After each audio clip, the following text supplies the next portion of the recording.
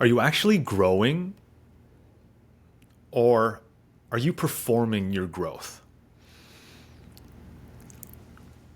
Journaling, reading, meditating, breath work, cold plunging, and yet something still feels like it's missing. Why? Before we get into it, my name is Oliver Manalesa. For 13 years, I've been a guide for high achievers, helping them end the war within and unlock peaceful prosperity in their lives and their businesses. This is a topic that has come up a lot, especially more recently in my guidance sessions, in my group calls. And it's just this whole experience of like, I mean, maybe you can hear yourself in this. If you're a high achiever, just having your sense of self-worth, your value tied up in how much you're doing, how much activity, how much productivity you're able to output. And I think it's this trap in a way where transformation becomes a recipe. So we're trying to grow, we're trying to heal, and I think that comes from a good place. There's things that we want to improve about ourselves, about our lives, and I think one of the challenges is treating it like it's a list of chores, like it's about the activity, just doing the thing, as opposed to this way of being that we're trying to embody. And I know myself, one of the most important tools that helped me, especially earlier on in my path to, pick myself up out of spiritual bankruptcy that I've talked about in the past, and especially in the opening chapter of my book, The Daily Prosperity Method. It's this well-being checklist, and it's just a list of 10 practices, rituals that help me care for myself, the main asset, which is myself. And I know, for the last 13 years, I fall into the trap of just trying to race through these things, just pushing myself to get up on time and drink my water and meditate and read and journal. And I'm just chasing the high that I'm after, chasing, a sense of peace as opposed to having a sense of reverence for all of these rituals, all of these practices. And so I realized in those moments that it's like, oh man, my identity is entangled in this performance. Like I'm hustling, I'm grinding my way through these things that are actually supposed to be about slowing down, being present, and being in the moment.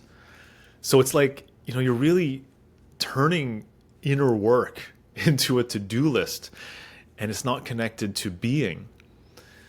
One client that I started working with just a few months ago, he's really, he has all the self-knowledge hunger that I really love about the people that I get to work with. But, the amount that he's accumulated will last many, many lifetimes. The personality tests, the chat GPT prompts, all the reflecting and all the analyzing and assessing and journaling. And there's so much that he has consumed and reviewed and that he knows. But how much of it actually helped him slow down long enough to confront the truth, to be with the reality that was in front of him?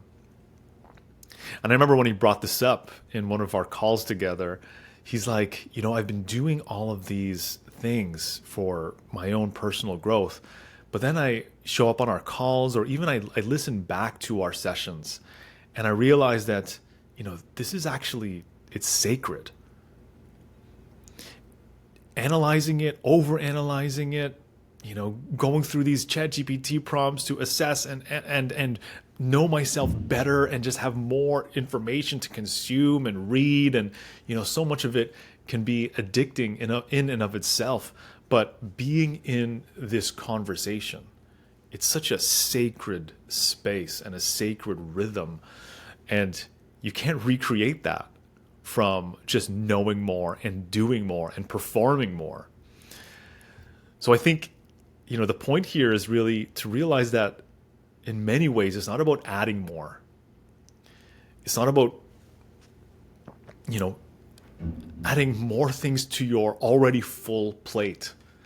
Literally, I've noticed in the last 12 months, so many of the clients that start working with me, one of the first recommendations and one of the things that we just shine a light on is the fact that you got to stop.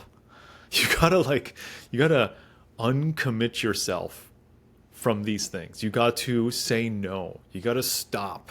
You got to slow down. You got to pause many, many things. Because there's a there's a way that we avoid ourselves through busyness that, I think it's something that is natural, because I think there was this one hilarious study where people were in a room by themselves and they can sit for an hour with themselves, or they can get out of that hour being with themselves by choosing electric shock. And it's amazing how many people chose electric shock. It just goes to show, how difficult it is for us to just be with ourselves and just be with this moment. And I totally get it, because there's just this inadequacy. There's a restlessness. There's an anxiety of just being human, of just feeling behind in life and feeling like there's so much to do and we can never get ahead of it. And look, I'm with you there. I totally get it. It's not easy to just sit with that reality of being a human being. But one of the things that I'm reminded of, someone that I learned a lot from, is Werner Erhard. And, there's this one talk where he's going to the audience and he's saying, do you want to know what transformation looks like? It looks like you. Here and now. It looks like you in this moment. And I think this is so important, because I feel like we were chasing these peak experiences, where we feel so high and we feel at one with the universe. We feel ecstasy and bliss. And I get that, especially when we experience the valleys of life, when we're down and out and we're beaten up by our circumstances. But then regular day-to-day life, there's just this normal, everyday feeling. And this is what transformation feels like. This is what healing feels like. This moment, this breath, this you. And it's hilarious, because I've had really amazing results that clients have achieved in our work together. People have doubled their income. People have saved their marriages. People have quit their jobs. People have reclaimed their identities, restructured their businesses. And these breakthroughs are so worth celebrating. And I'm so excited and so so happy for them. But I always like to ask, does it feel the way that you thought it was going to feel? And what do you think the answer was? Almost every time they say, no, it doesn't. I thought I was going to feel complete. I thought I was going to feel whole. I thought I was going to feel fulfilled. And yet, no matter the accomplishment, there's just this, life is just life. Like this moment is just, this is how it feels. Being alive, this is how it feels. And, that's not meant to like burst your bubble, but it's just to realize that, when we're performing growth, when we're performing healing, as opposed to treating it with such reverence and presence, we might actually be missing out on the richness and the beauty and the textures of life as it's unfolding right in front of us. So I think it's important that, when we are in this process, that we ask ourselves, am I doing this from a place of presence? Or is this some made up pressure that I'm putting on myself? Am I treating my rituals with reverence? Not just being super, super rigid, like I gotta get through these things. And if I don't do these things, then I'm not gonna be the best version of myself.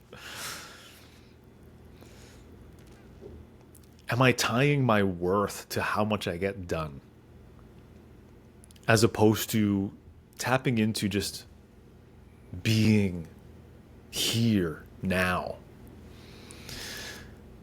I think that when we think about God and God's will, do you think God's will is for you to be racing through your healing process, to be sprinting through your transformational process?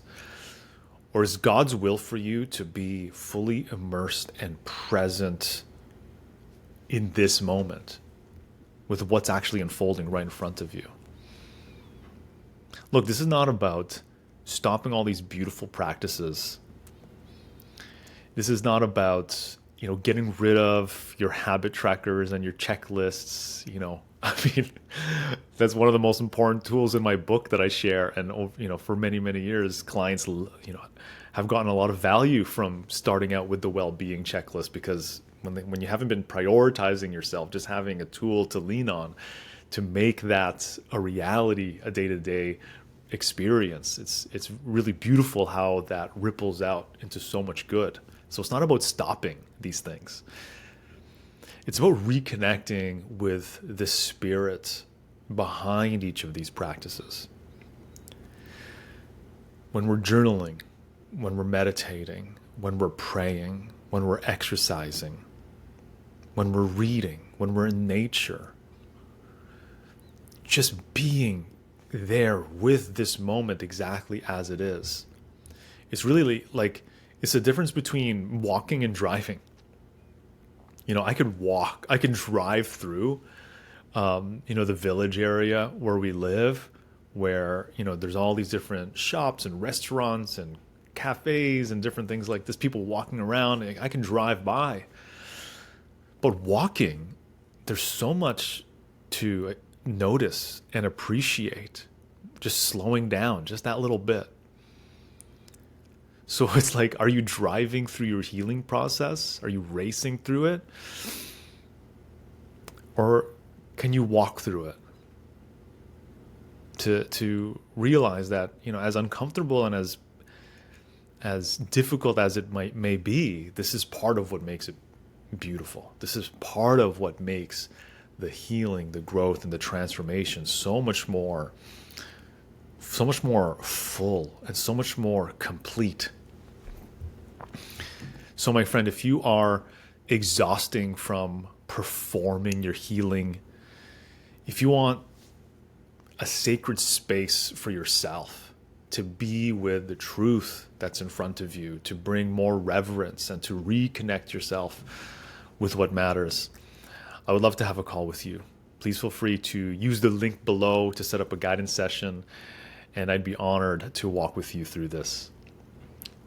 It's not about working more or doing more. I think it's time for a sacred pause. I think it's time for you to give yourself that space. Be with you next time.